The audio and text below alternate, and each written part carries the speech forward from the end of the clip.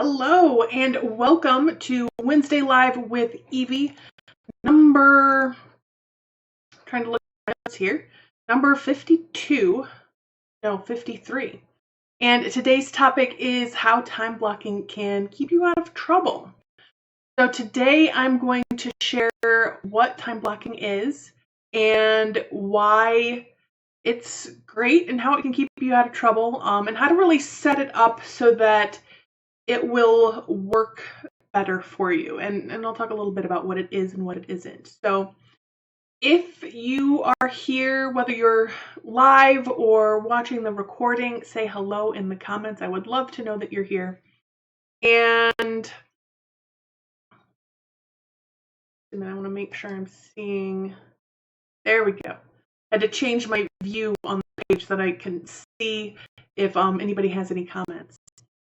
So for those who don't know me, my name is Evie Burke, and I work with entrepreneurs and I help them take their productivity to a new level so that at the end of the day, they don't have to worry about what didn't get done or what needs to be done tomorrow, but instead they can be fully present with the people that they choose to spend their off hours with. And like I said, today's topic for this Wednesday Live is how time blocking can keep you out of trouble. And right up front, I want to say that time blocking is not about scheduling absolutely every single to-do list to your calendar. That is a way to kind of make yourself crazy. What it is about is taking your week and blocking out portions of your day and your week for certain types of tasks. So that might be where you block time out so that you have at least an hour every day to move your big goals forward. That might be where you block out an hour or two for the things that you do every single week, whether that's, a newsletter or something like that you need to make sure you have time for. And let's talk about a little bit how time blocking can keep you out of trouble. So have you ever had a week where it feels like you're trying to fit a 10 pounds of potatoes into a 5-pound bag? Yeah, it's really frustrating and overwhelming, and no matter how much you try to smush it all together, it just doesn't work without completely destroying a bunch of stuff, right? So time blocking can really allow you to prevent that. So instead, you select, your 4.5 pounds of potatoes to put in the 5-pound bag and leave yourself a little bit of room for, the extra potatoes somebody might hand you or the extra things you might decide to pick up. Another reason way time blocking can keep you out of trouble is it can help you remember to get the things done weekly that you want to get done. So if there is, again, like a newsletter or bookkeeping that you need to do, or whatever those things are that happen every single week, keeping up with your social media, then you can schedule that time into your week and you don't have to worry about, am I getting that done? When am I going to do it? You have that scheduled into your week already. And another way it can keep you out of trouble is you've given some thought about how your week will flow and you've set up some clear boundaries. So we're going to talk a bit more about that at the end, so stick around. So when time blocking doesn't work, I've already mentioned it, but when you're trying to fit that 10 pounds of potatoes into a 5-pound bag, it doesn't work. So if you're trying to fit 5 hours of work into 4 hours or 3 hours or whatever, it's not going to work because you're not giving yourself enough time. So, make sure that you're giving yourself enough time to get your things done. Another time where it's really not a great place, another situation where it's not a great place to use it is if you have a full-time job and you only have an hour most days to work on your business anyway. In this case, the time blocking is that 1 hour to work on your business. Blocking out more than that or chunking it down anymore is really not going to be helpful, because if it's a part-time business that you're working on, then that 1 hour is really needs to be focused on what one thing needs to get done. What one goal are you working toward right now, and what can you get done in that hour toward that goal? And another time when it doesn't work, and again, this is one that I've already mentioned, is when you're trying to detail out every single item on the week's to-do list into slots for the week. And I know for myself, it's my own personal recipe for craziness, if the few times that I've tried to do that, because what inevitably ends up happening is something takes a little bit longer than you anticipate, and then suddenly the whole schedule for the day is thrown off. And that can be super, super frustrating. So I don't recommend that you pop in every single little task that needs to happen, but instead just look at the larger time frames that you can work with. So when time blocking works, it works when you know what your reoccurring weekly and daily items are, and you're making some time for those. And so those are things like, when do you start your day? Just knowing that can be huge, because if you don't know if you start your day at 8 a.m. or 9:30, there's an hour and a half there that you may or may not be doing work, and that can make it really difficult to plan out your week. So if you know that you start your day at 9 o'clock or 8 o'clock or 7 o'clock or 10 o'clock or whatever that time is for you, then you can start thinking about how you want to plan out your day beyond that time, right? And another thing you want to know is, when do you end your day? When is the time where you want to be walking away from your office or your desk and know that you're done for the day? Think about when that time is, so you know what that time is in between. And then the third thing you want to think about is, when is lunch? Lunch is very important. It helps keep you fueled. It helps keep your energy up throughout the day. So know when you are taking lunch and how long lunch is. If you want to take a half-hour lunch, great. If you want to take an hour lunch, that's great. Just know what it is for you and when it is that you want to be taking it. And then beyond that, you want to include things like, are there certain times a day that you want to set aside to check your email and check social media? So maybe you set a half hour aside and you have 15-minute social media check, and you set the timer, and when the timer goes off, like, you're done, and you do the same thing with your email.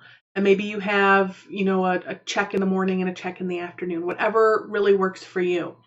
Other things you want to include are, like, if you're very active in social media, if that's part of your marketing, then how much time and what are you doing with that time, and when do you want to do that? Again, put that into your time blocking. I sometimes call it my ideal week calendar or my planning calendar, whatever you call it. Where do things like that go? Other things that you want to include here are, if you have kids, you might want to include drop off and pick up times, because you're not going to be doing other things when you're dropping off your kids at school or picking them up, or if you need to meet them at the bus. Like, that's time where you need to be there for, whether it's 15 minutes or a half hour or whatever it is. Put it in your schedule, put it in your calendar so that you know, or in your time blocking, so that you know when it is you're doing it. Also, think about, when are you meeting with clients? When are you having one-on-ones? I am looking at my computer because it suddenly opened up a window. Anyway, when are you having one-on-ones or coffee meetings? And what times of day are best for you to do that? So that's all stuff that goes into time blocking. And that doesn't mean that it lives on your main calendar. One of the things I do is I use Google Calendar for all of my scheduling and keeping track of when I'm supposed to be where. And I have another calendar that I can toggle on and off that has, this is what my ideal week looks like. These are the time blocks and this is what goes where. So when I'm sitting at my desk, I have both of them turned on just so that I can see what's going on. I have it available on my phone, but I tend not to view it on my phone because that kind of drives me a little bit crazy. So know what works for you, and if that's something that works great for you, then by all means do that. It's definitely, because it's Google, it's available on my phone. I just don't tend to use it. One other thing you want to make sure that you have in your planning calendar is you want scheduled time to work on your big goals. So when you've planned out your month and you're looking at these are the things that need to happen so that I can meet my goals, you should have time in your calendar that says this is time where I am only working on these things that move me closer to my goals. Whatever that is, whether it's creating a social media calendar for when you're going to promote whatever it is you have coming up, whether it's creating that flyer or that sales page, whether it's thinking about how you're going to talk about that thing you sell or that product that you offer, or even if it's just responding to emails and reaching out to people who said that they were interested, whatever that is, you need to set time aside each week, ideally about at least an hour every day, where you're getting one or two of those items done to move you closer to your goal, because those hour increments really add up. If you set aside an hour every day to move you closer to your goals, then you would have, over the course of a week, that's 5 hours, right? And then over the course of a month, if the month has 4 weeks, that's 20 hours where you've done nothing but move yourself closer toward your goals. And I know your calendar can get really filled with we'll just spend 15 minutes doing this and 10 minutes doing this. And this is where you really need to prioritize. What are the things that are really important for you to get done so that you can reach the goals that you have set for yourself, so that you can make those best of intentions, actually reality, and you're not ending another month going, well, I had the best of intentions for this month, but life got in the way or XYZ happened, but instead you're going, I had the best of intentions for this month and they actually happened. That is now my reality. So make sure you're setting a time aside each day so that you're moving forward on those goals. Some ways that they can work better, or a planning calendar can work better, is if you have an anchor item. So if you have something that happens at the same time every week that the rest of your week or your day is scheduled around. So for me, that's my Facebook Lives. It happens Wednesday at 1 o'clock every single week. And I know on Monday mornings, I'm going to be putting together the information and my emails and whatnot that are going to be going out for my Facebook Lives. And so what is that for you? Is it maybe a client call that happens at the same time every week?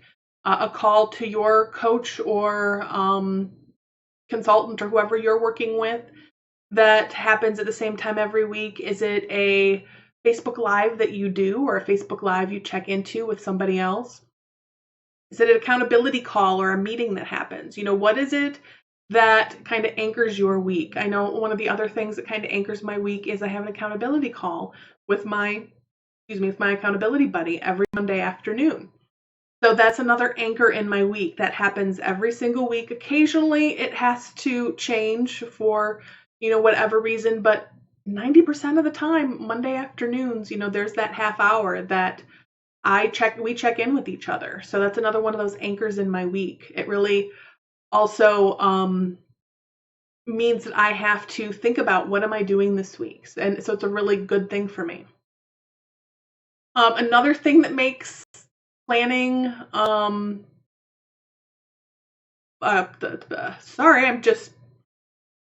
my mind just shut off for a minute. So another thing that makes time blocking can make it work better is making sure that you leave yourself some buffer time. So that means you don't overschedule your week. So if you have 10 hours of time to dedicate to your to-do list and, 5 hours to dedicate to your, moving your big goals forward, but you only have, 8 hours of time in your weekly schedule to actually do anything, well, you're overbooked. And the other thing is, even if you had that 15 hours to get that stuff done, and that was all that you had, things pop up through the week. You have people that want to have a chat with you, emails to respond to, opportunities that happen or pop up that maybe you didn't anticipate. So you want to leave yourself a little bit of time to play with each day. And it doesn't have to be like 2 hours, but just give yourself that leeway. And maybe it's not that you give yourself a half hour every day. Maybe you give yourself a couple hours on Friday. However it is that works best for you. So how do you use, when you've taken the time to create this time-blocked schedule, how do you use it?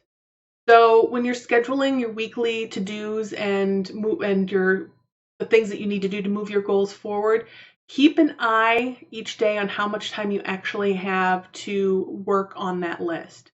So another thing you can do is use the time blocking as kind of a general guide for your day. So you're referencing the time blocking, so you're noticing that, okay, I wanted to be done doing all of my preparation for my Facebook Live on Monday at 11:30, and it's 11:30 and I'm not quite done. Well, you don't freak out about it, right? You just say, okay, I need to finish up what I'm working on, and then I'll move on to the next thing. And you change it as needed. So I tend to tweak my schedule probably about once a quarter. And more so initially when I've just made a change to it where I notice, I don't need as much time for this, or that timing there didn't quite work for me. So I'll tweak it once every 3 months-ish. And then once I tweak it, then I kind of tweak it once every week or two for probably about 2 times before I'm kind of like, okay, this is at a place where I'm really comfortable with it. Like, this is what's working for me. And then generally enough changes, or I want to switch something up a little bit, or there's a change in my schedule where I want to change it or tweak it just a little bit. So one of the things that I said at the beginning of this Facebook Live was time blocking means that you've thought about how your week will flow, and it can give you some clear boundaries. So when you have blocked out your time, let me see if I'm not going to be able to share that in a way that makes sense. But if you have blocked out your time, then you've thought about how you want your week to flow. So you know how or what you're doing, not necessarily exactly what you're doing, but you know the blocks of time that you have for different things. So I'm looking at my calendar here, and I include things like when I'm getting up and showering and having breakfast, and I like to meditate and read a little bit in the morning. So I include that just so that I know what time I need to get up. So if I want to be in my office at 9 o'clock and I want to have all of those things accomplished and not feel rushed, then it tells me what time I need to get up in the morning. You don't have to be as detailed as that if you don't want to be. This is what works for me. So things that I have on mine are things like I said, the Facebook Live. I have when I am engaging on social media, and I also have listed out the specific things that I'm doing when I'm on social media. So it's not just, hey, go check out social media and catch up on things. It's specific things that I'm doing when I am on social media, so that I am very specific about what I'm doing in social media to promote my business or to stay engaged in different groups. I have a specific list of things that I go through on a daily or weekly basis involving social media engagement. I also, have a little bit of time to check email and just, respond to emails that come in.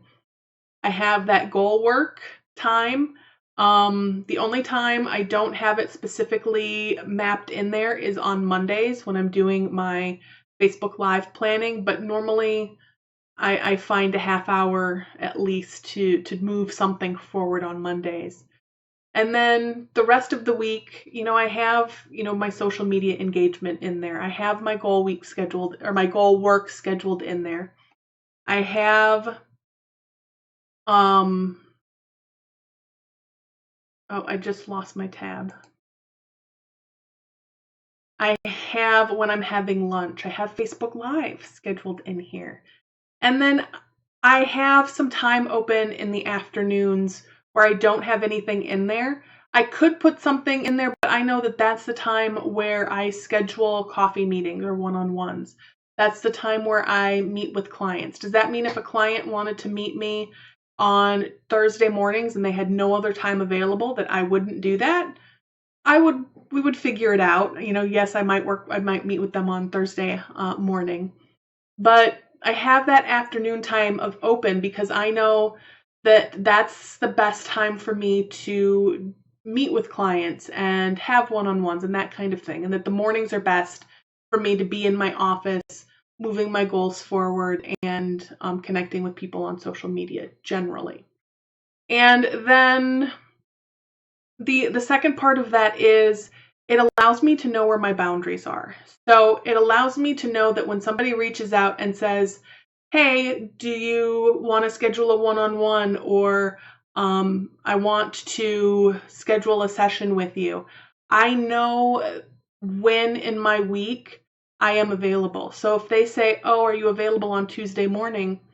I might not have anything on my calendar scheduled for Tuesday morning, but I know that for me, it's best if I'm in my office doing my work, moving my goals forward in the morning. So I might say, you know what, Tuesday mornings aren't so good for me. Could we do it Tuesday afternoon?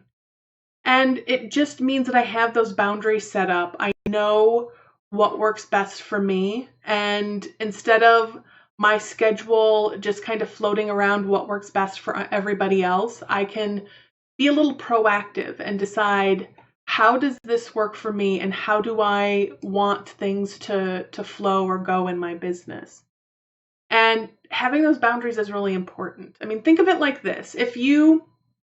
I know a lot of you have kids, and some of you, they're still pretty young. Some of you, they're adults and out of the house. But if you had a kid at home that needed some attention, you wouldn't schedule a one-on-one with somebody and leave them unattended in the house, right? Because chaos will ensue. And I'm not saying that your business is a small child, but your business needs attention and care, much like a child does to a certain extent.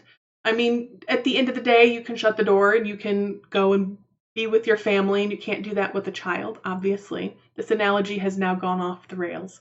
But you need to have that time with your business, just like any other relationship in your life, where you're spending quality time with it to help it grow and get where you want it to go. So think of it like that, as more of a relationship that needs to be developed and nurtured, and that you wouldn't just have an appointment to sit down and have coffee with somebody you're in a relationship with and then get a better offer and just leave them sitting there. And sometimes we do that with our businesses because it's just us and we don't think about how that impacts our business, so to speak. So very convoluted analogy there, but I hope you kind of get the gist of what I'm trying to say there. So time blocking, super important. Block things out. So whether you do it on I have a printout here. There it is. Whether you do it on a piece of paper, this is a PM one. Whether you do it on a piece of paper like this, where I can't see what you are seeing, so that you can block out your time like that, or whether you do it in your Google Calendar so that you can see that. And I'll just share for a second.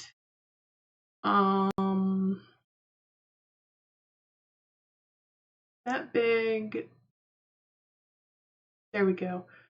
Or you do it on a Google Calendar like this, where you can check different things on and off. However it is that you do it, just know that it's there to help you. And when you have things blocked off, it really can help make the flow of your day and your week go a lot better, and set some boundaries up around your business so that it gives you that time to move your goals forward. So this has been, I would love to know, before I move on, I would love to know if you do time blocking or if you are going to try time blocking in the future. So is this something that you want to try out? Or if you've tried it in the past, what's worked for you and what hasn't?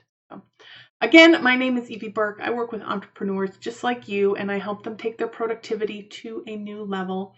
My business is One Insight Closer. You can find me. That's where you're watching this, is on the One Insight Closer Facebook page, or you might be watching over on YouTube. I also have a YouTube channel. Or you could be watching on my website. I post them there too. So a quick note, if you are new to me, then you might not know that I have a website. It's oneinsightcloser.com. And I have been posting there fairly regularly for, probably the last 7 years. So there's a lot of really great content over there. So if there's a topic that you're interested in, head over there and search for it. And I'm sure that you will find a little tidbit of information that might be helpful for you. So until next week, much love.